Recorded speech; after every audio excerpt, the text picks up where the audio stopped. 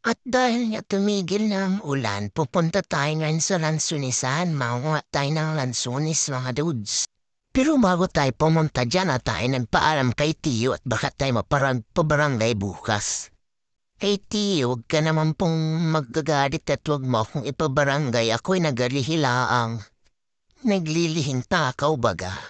Ako nga ni naghahanap ng ninong at ninang dini sa aking dinadalang ari. Tagal ko na aring dinadala ay 1 month advance and 1 month deposit. Ay hala, ay ano yun bahay? Parang paupahang bahay laang yun ay. Gusto ko nga ni ay 50 ninong at 50 nina ang pagkasadami noon. May siya sige at ara pag kumuna yung camera ko at ako'y magasungkit na lang ng lansunis. Kay dini nga ni sa probinsya pag masipag ka ay buhay ka na pati man din kapitbahay ay buhay na tingnan mo ako at buhay. Sa kapitbahay ay magagalit ang kapitbahay pag ganari.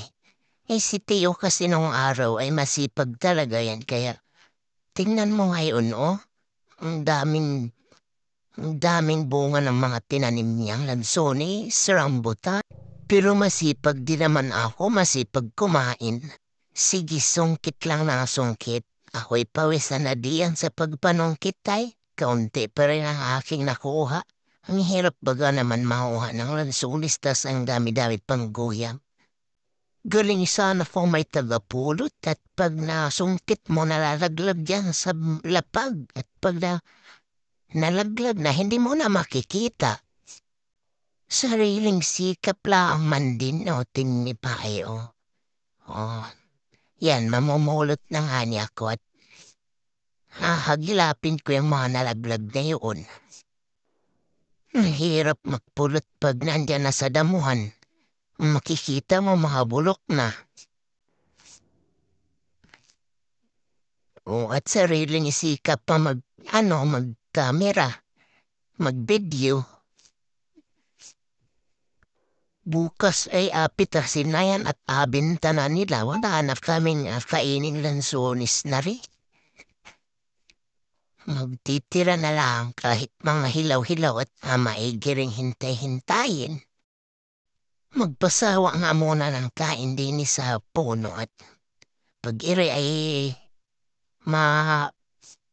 mabili na ice, wala na.